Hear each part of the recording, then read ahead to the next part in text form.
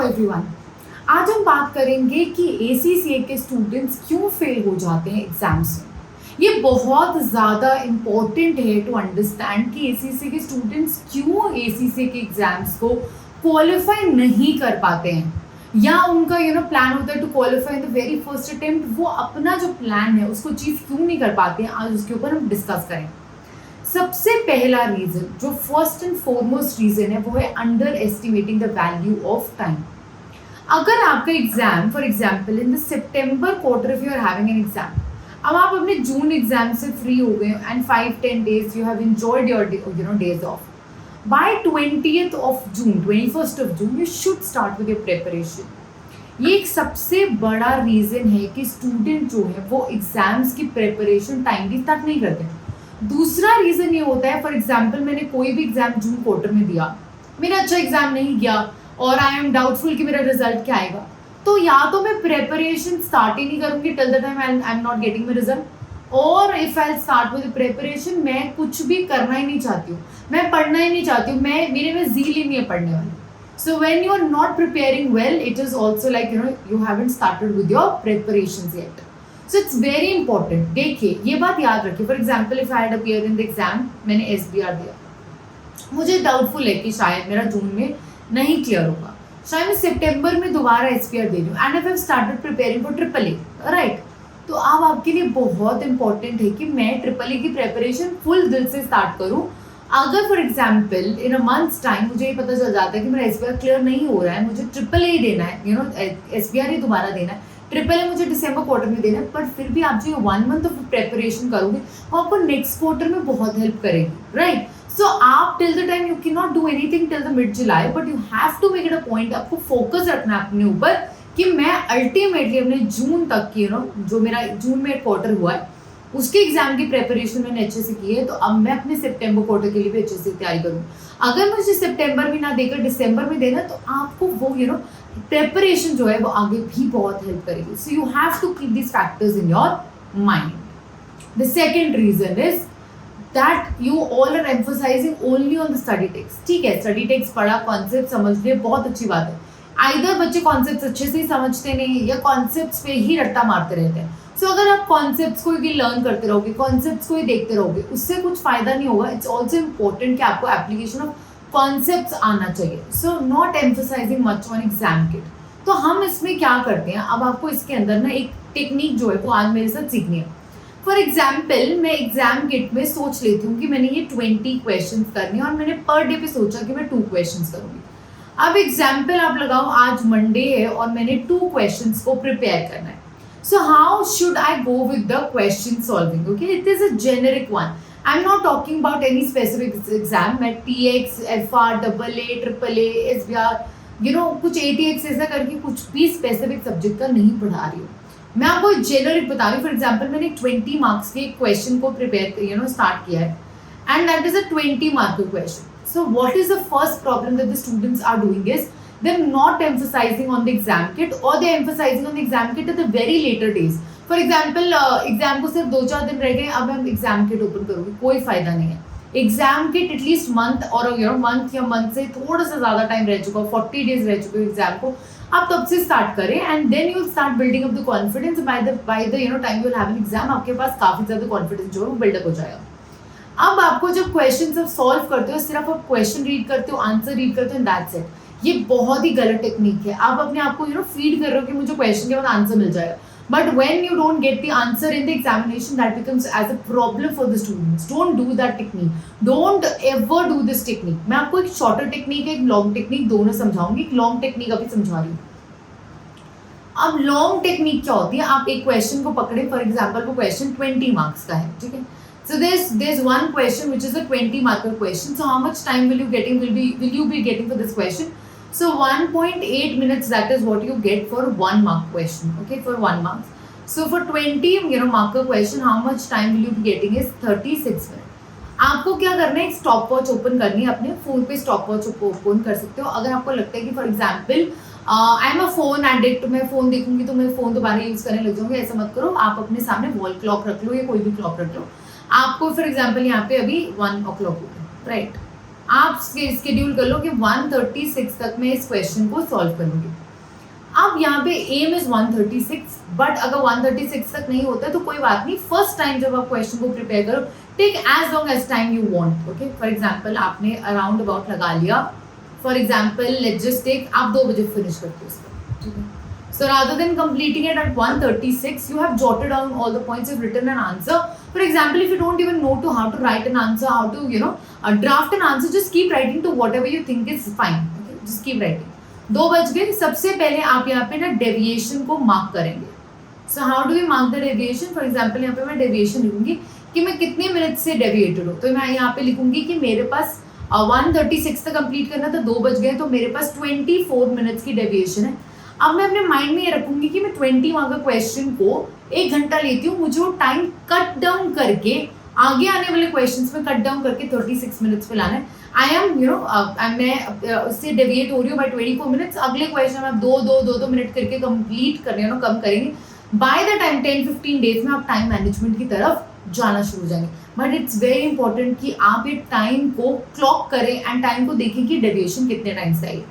उसके बाद आपको क्या करना है, यही है आपका नॉट रीडिंग एग्जामिनर कमेंट्स। तो आपको क्या करना है, once you have done with the question, आपको क्वेश्चन कर लिया, आपने एक आंसर ड्राफ्ट कर लिया, अब आप अपने उसके आंसर से ड्राफ्ट कंपेयर करें, जो भी आपके पास आप स्टडी टेक्स्ट यूज कर रहे हैं, एग्जाम किट यूज कर रहे हैं, उसके आंसर के साथ आप उसको कंपेयर करें। Once you have done that as well, answer को आपने कंपेरिजन पे भी कर लिया है, वेरी गुड, ठीक है, आपने you have compared the answer, very good. But उसके बाद for example it took you very long time, आपको 30 मिनट लगे और ये 2:30 हो चुका है ऑलरेडी। अब आपको यहाँ पे मूव नहीं करना है, not that you will take a day, you will take some time off और आप दूसरे क्वेश्चन पे बढ़ जाओगे, नहीं, आपको यहाँ पे ब्रेक भी नहीं लेनी है, टाइम भी नहीं लेना है और आपको नेक्स्ट क्वेश्चन पे भी बढ़ना है। आपको एग्जामिनर कॉमेंट पढ़ना, आप बोलोगे ma'am for a 20 mark question में इतना टाइम वेस्ट नहीं कर सकते।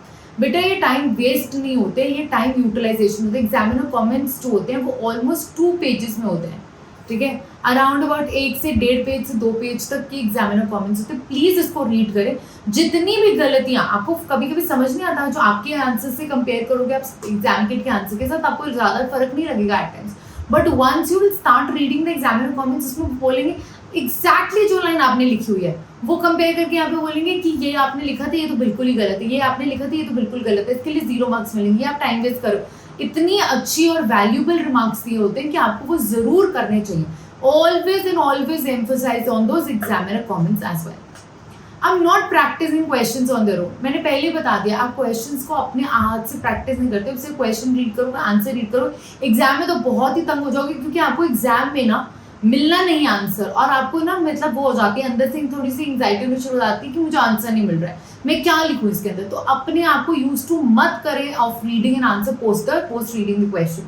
सो please try to solve it on your own. कभी कभी क्या होगा, आप पूरा लॉन्ग क्वेश्चन इस तरीके से प्रैक्टिस नहीं करना चाहते because it takes 2 hours of yours, तो आपको लगता है मैंने बहुत क्वेश्चन प्रैक्टिस कर लिए, but at least start jotting down the points कि हाँ मैंने इसमें से क्या क्या ढूंढ लिया और मेरा क्या नहीं मिला था, उसका कंपैरिजन कर लो, एग्जामिनर कमेंट्स पढ़ लो। It will not take more than an hour to do a question. So it's important कि आप किस तरीके से क्वेश्चन करो, ये भी बहुत ज्यादा इंपॉर्टेंट होता है। Not working on important areas, मैं सीधी सी बात बताती हूँ, जो एरियाज थोड़े से डिफिकल्ट आपको लग रहे हैं, थोड़े कॉम्प्लिकेटेड लग रहे हैं, अब आपको पता भी क्वेश्चन उस एरिया से आएंगे, तो आप उस पर ज्यादा फोकस रखें। ऑब्वियसली वो थोड़ा ज्यादा टाइम डिमांड करेंगे, बट जैसे आप उस क्वेश्चन के ऊपर उस एरियाज के ऊपर फोकस करेंगे, आपको बहुत ज्यादा फायदा मिलेगा और एग्जाम में आपको उस एरिया से क्वेश्चन आने, तो प्लीज वो करें। Next one, you guys are not practising mocks. Mocks में क्या होता है, फॉर एग्जाम्पल आपने इस तरीके से एक क्वेश्चन भी कर लिया, 20 मार्क का, 30 मार्क का, ऐसे क्वेश्चन करे, 50 मार्क का क्वेश्चन, आपने सबने क्वेश्चन ऐसे कर लिए, बट अब क्या होता है कि अलॉटमेंट टाइम्स मेरे पास मेरी कैपेसिटी नहीं है to sit for 3 hours 15 minutes, मैं ड्रेन्ड हो जाती हूँ, मैं सेकंड क्वेश्चन तक पहुँच ही नहीं पाती हूँ, I don't feel energetic by the end, मैं टाइम मैनेज नहीं कर पाती हूँ। ये सारे फैक्टर्स जो है वो नहीं पता चलते till the time you have not practice mock. ऐसा नहीं कि आप मॉक सिर्फ और सिर्फ सिर्फ आप अपने ट्यूटर्स के साथ मॉक करें, अपने आप भी मॉक करें, इसी से स्टडी पे इतने मॉक्स पढ़े, उसको यूटिलाइज करें, तो उसके साथ में मॉक्स को करें। But it is very important to get yourself to solve a lot of mocks prior to the real exam. आप मॉक्स में बच्चे को क्या फैक्टर होता है, बच्चों को लगता है कि मैं फेल हो जाऊंगी। अब मैं आपको इस पे बताती हूँ कि मैं जो करती थी, क्या करती थी, I used to always give mocks. For example मेरे मॉक्स में 52 आ गए, ठीक है, इट्स ओके। इसमें क्या है कि मैंने प्रेपरेशन से पहले 52 का मॉक देख लिया, मुझे पता चल गया कि मैं 52 स्कोर कर रही हूँ। अब मुझे क्या होगा कि मेरे नेक्स्ट टारगेट होगा कि मेरे नेक्स्ट मॉक में एटलीस्ट 60 आ जाए, नेक्स्ट मॉक में 65, 70।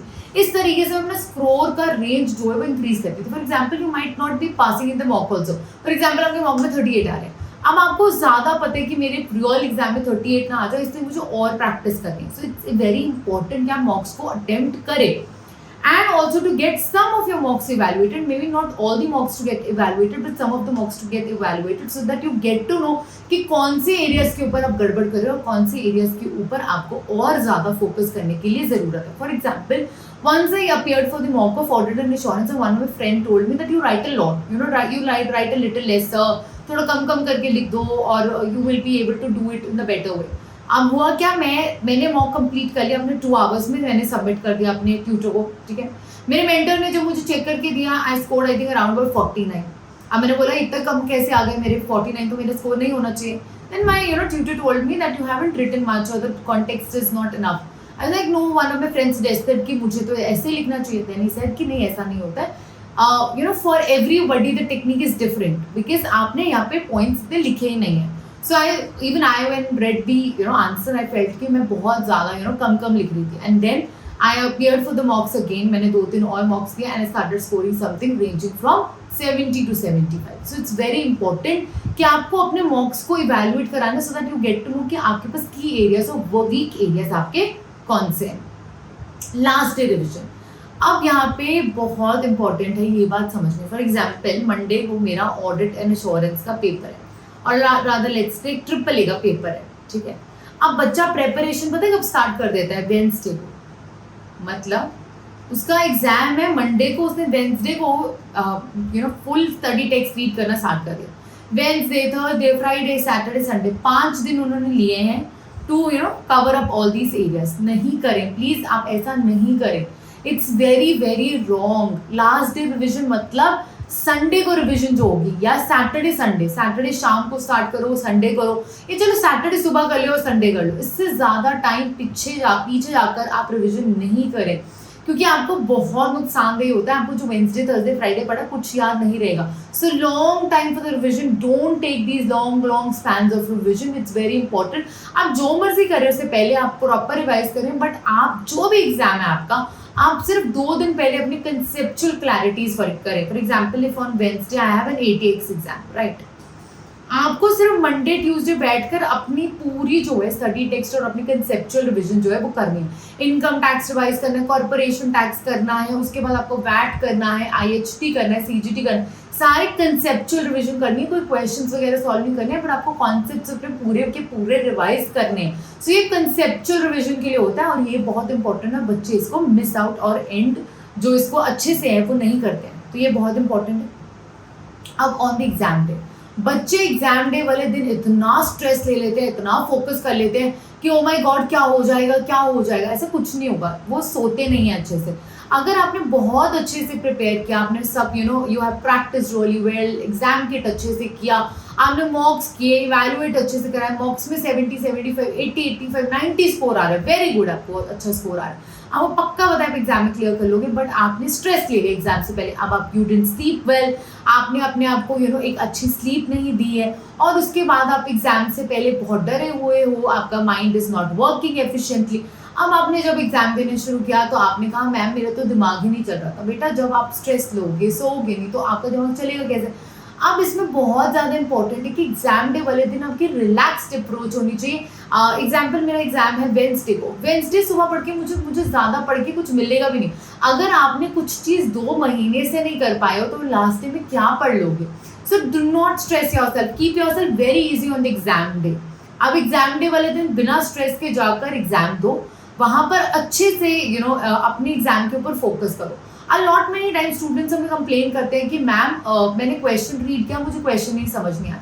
देखो वो अप्रोच मैं आपको अपनी बताती हूँ। जब मैं भी अपने CA SEC सबके एग्जाम्स दे रही थी तो उसमें क्या होता है कि मतलब मैं बहुत बार क्वेश्चन रीड करती थी and even I was not able to get to know कि क्वेश्चन क्या है, ठीक है।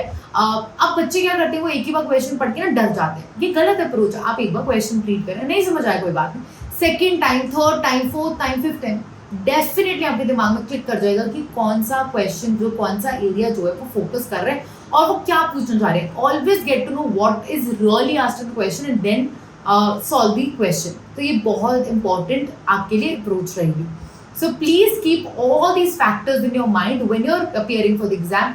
अगर आपको कोई भी और हेल्प मुझसे चाहिए तो please do comment on this comment section below and let me know if you need any other help. Till that time, take care everyone and thank you everyone and keep preparing for your ACCA exams. Do not miss on that, right? Thank you everyone.